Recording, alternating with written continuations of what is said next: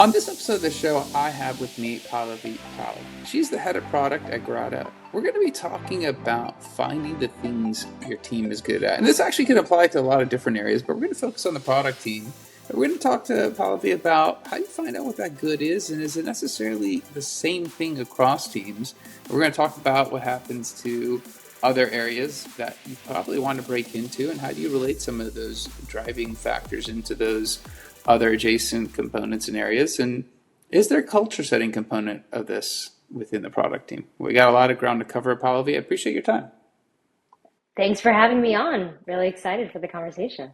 Absolutely. All right, before we start, tell us what you guys do over there. Yeah, so Grata is a platform for deal makers to find, research, and engage with private middle market businesses. So it's a lot of words intended to mean we're a search engine helping investors, corporate development teams, investment bankers, folks that are looking to provide funding and acquisition opportunities to private businesses. We enable them to find private companies in a really easy way and really enable them to then reach out, engage, and provide that funding or acquisition opportunity. Awesome. Awesome. I love it.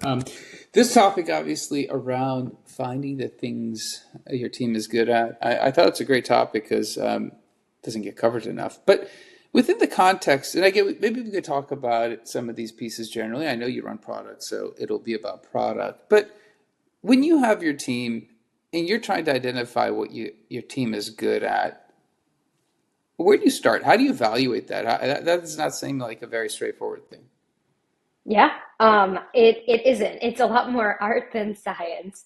Um, I mean, it honestly starts with observing what, you know, I'll talk about it from my experience. It's taken a lot of time observing my team and their day to day, understanding what they love doing, what they're really excited about jumping into, and then the things they are less excited about jumping into.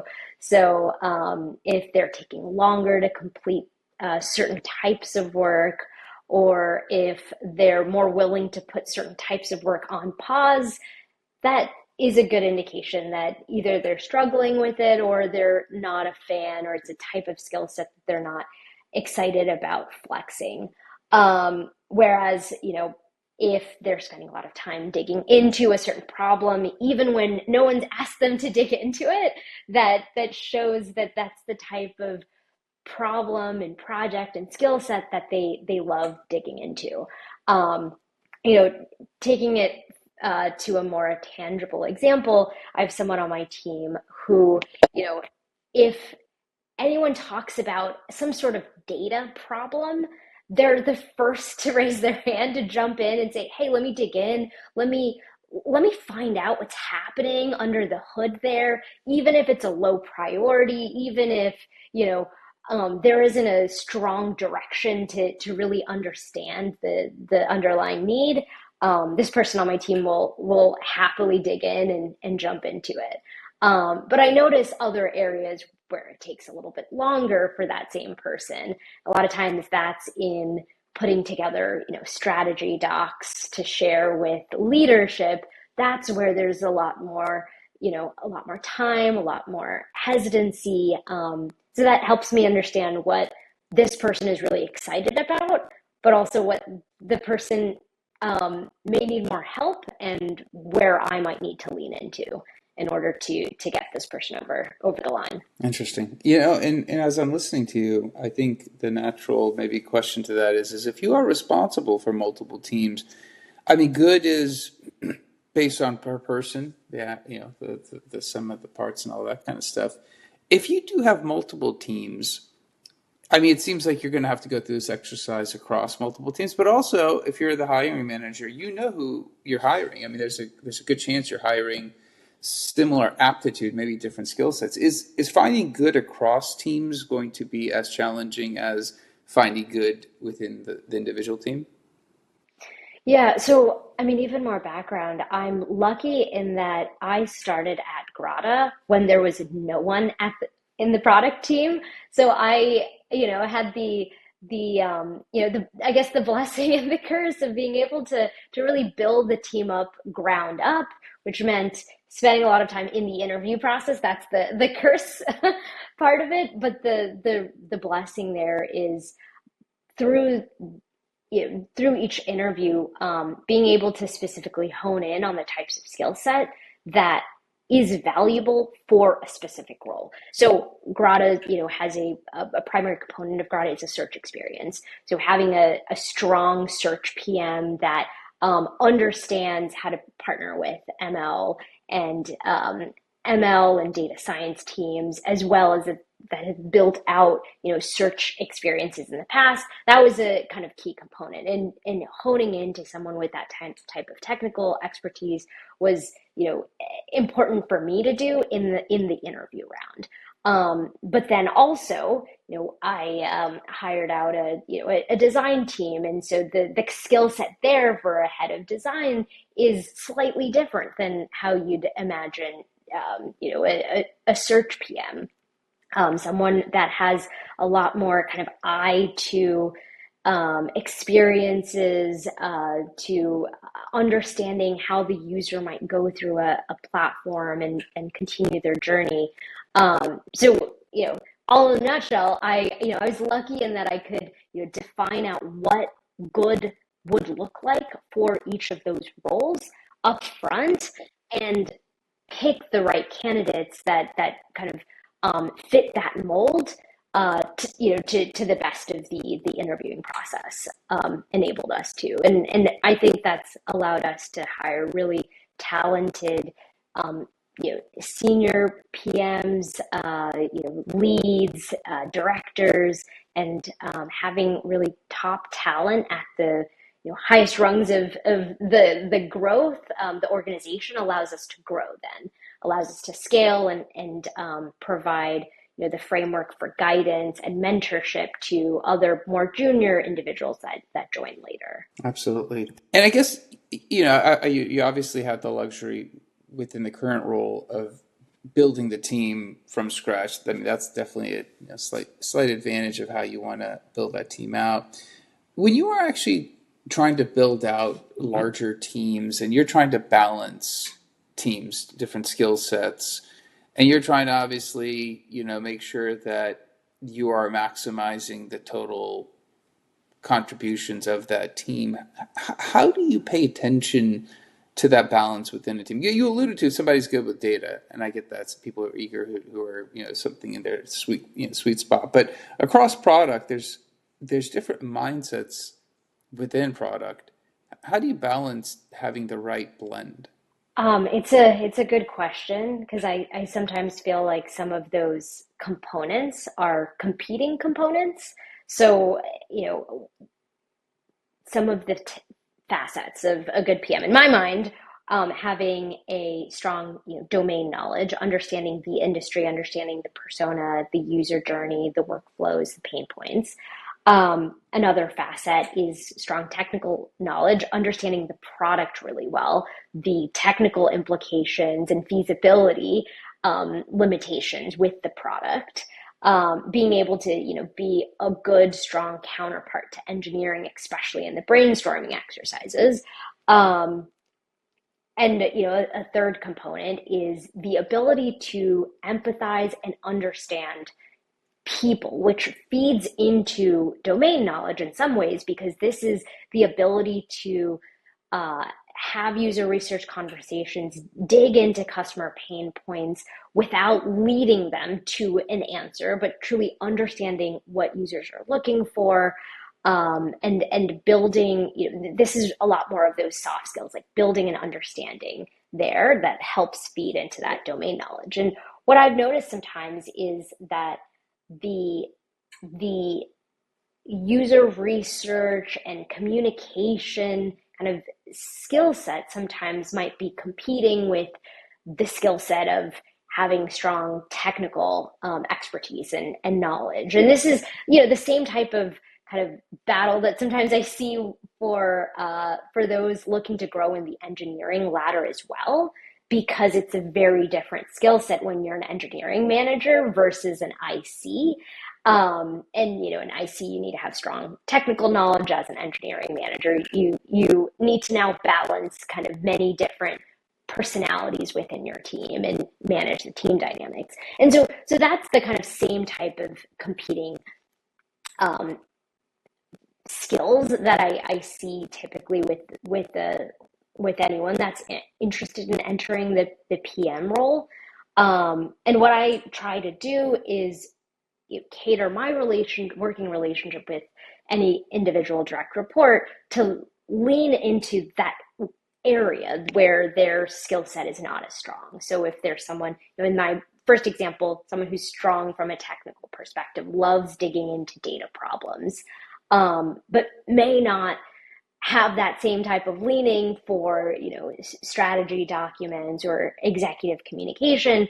That's where I want to lean in. I'm going to share examples and ways to approach it, and work through that with someone. And the goal there is to get that perfect balance of all of those characteristics in one person, which is all about the growth journey. It's about how every individual understands their areas that they're weak, builds a path to growth. And as a manager, it's partnering with my team to help them build that path.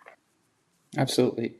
Yeah, one question. We've been talking about finding the good, right, within the team in terms of what they're good at. And I think you've done a great job explaining that.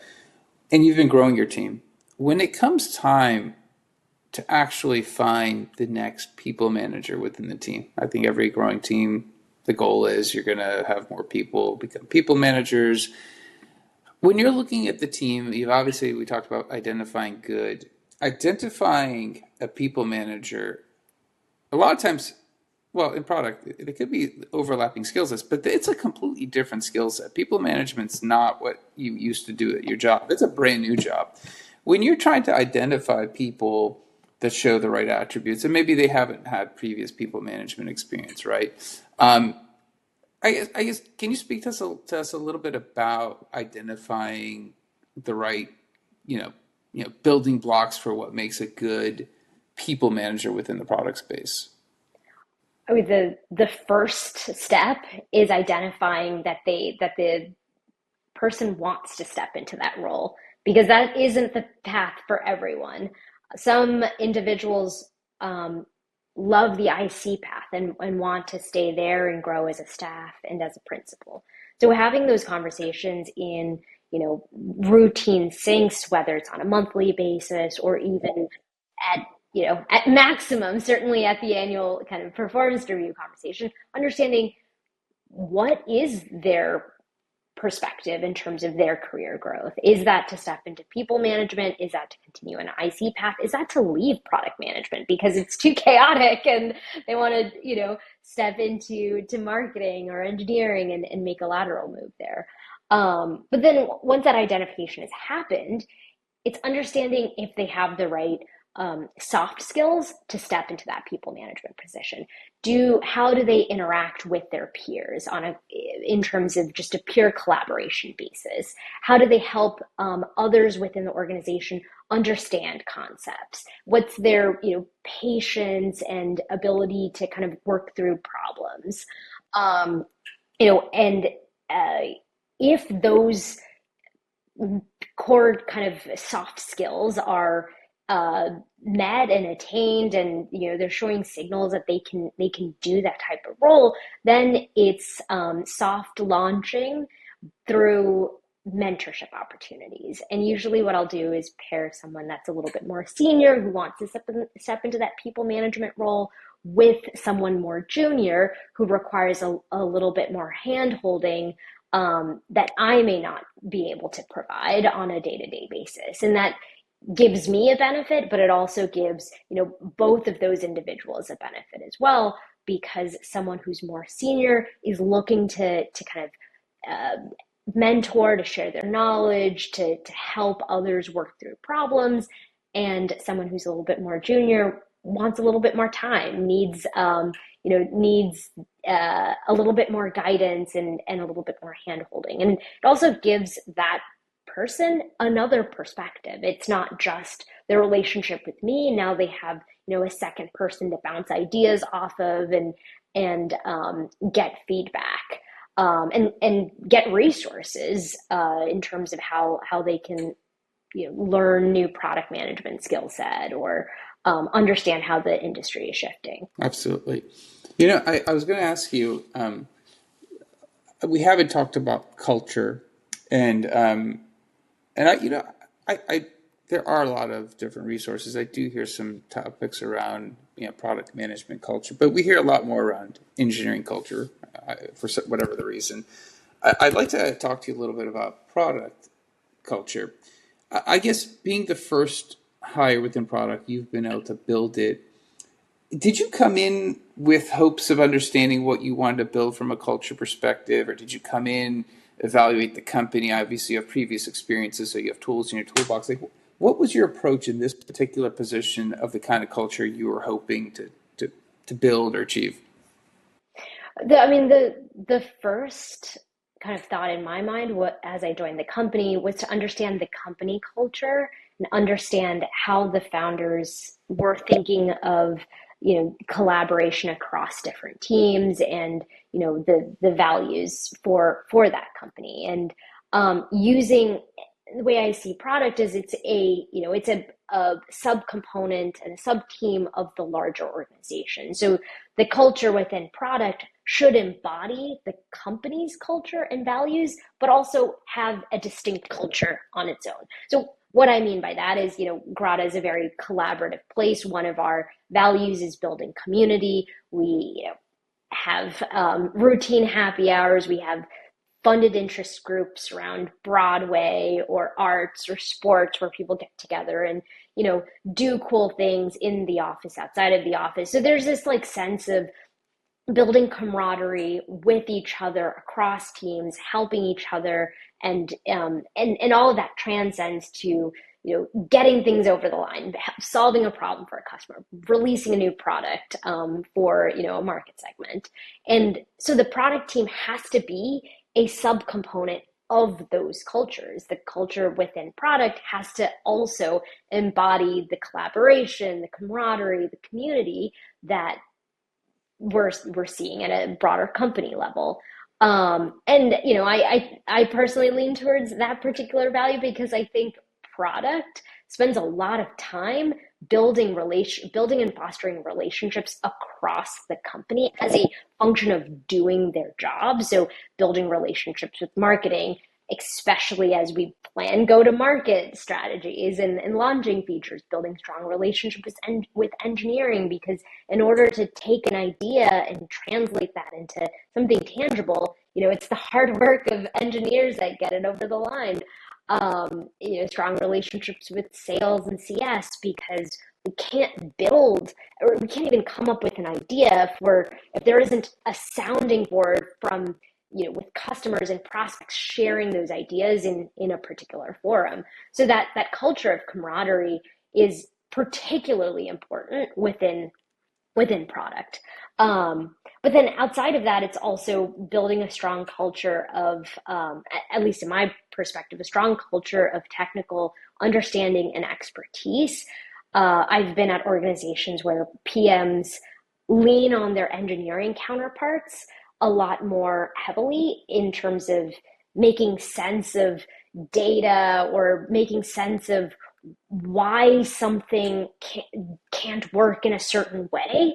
And I'd like to empower the product folks that report to me and that are part of my team to have a strong understanding about, our data sets, how they're linked together, our product, how does data flow, what types of APIs have the engineers built out, how does that enable different functions within the application across different applications. Because if we as product don't have that understanding, then it's harder for us to have an opinion and a strategy in terms of where to take the product next. To me, it's that perfect bridge between a strong technical understanding and a strong business acumen to then say, this is the direction we should go. This is the business impact, and this is relatively feasible based on my understanding of the product and how we built it. Absolutely. In terms of setting, so we've talked a lot about, good. Obviously, we're talking about standards. It is easier to measure standards in other areas, I feel like. I think product is a little bit tricky because there's a lot of interpretation. Obviously, the numbers are the numbers. Within engineering, even standards and quote unquote engineering excellence is hard to define. In the product world, we've been talking about good, we talked about culture, setting a standard that you're hoping to achieve. What do you think what does that look like for you? How do you establish a standard that you're hoping the team to strive towards? Um, it can't be top down. The team has to be bought in to the direction we're going, the North Star we're setting, and the metrics that they're evaluated and judged against. And so our process starts with one at the start of the year, understanding what are the company objectives? What are we trying to do as a business? Where are we trying to go? These are the broad strokes. That's then shared with the product team at their onset of the year for each person to then chart a course for themselves and their squad, partnering with their engineering managers in terms of how their part of the product can get to that end state. And that path has to include a North Star metric as well as OKRs that that particular squad and that PM and engineering manager are jointly using as a way to build their course to the finish line. So I'll give you an example. Retention is a really important factor, of course, in any SaaS business, but also ours. And we've noticed that customers that have a CRM integration, so the connectivity across systems, across their CRM and Grata, tend to be stickier, and they tend to use the product more, and overall it leads to the types of retention outcomes that we're looking for. So we have a dedicated integrations team, and their North Star metric is really to drive towards the retention outcome, which is 90% of customers that have a CRM that we're integrating with, that they're actively not only set up the integration, but they're actively using and engaging with it, right? And that enables the integration team to work towards building the right features to drive adoption as well as drive routine engagement. So if there's a cohort of customers that can't use the CRM integration because their way of storing data and objects is not supported, that then helps us understand that that's a potential risk, and we need to build around it.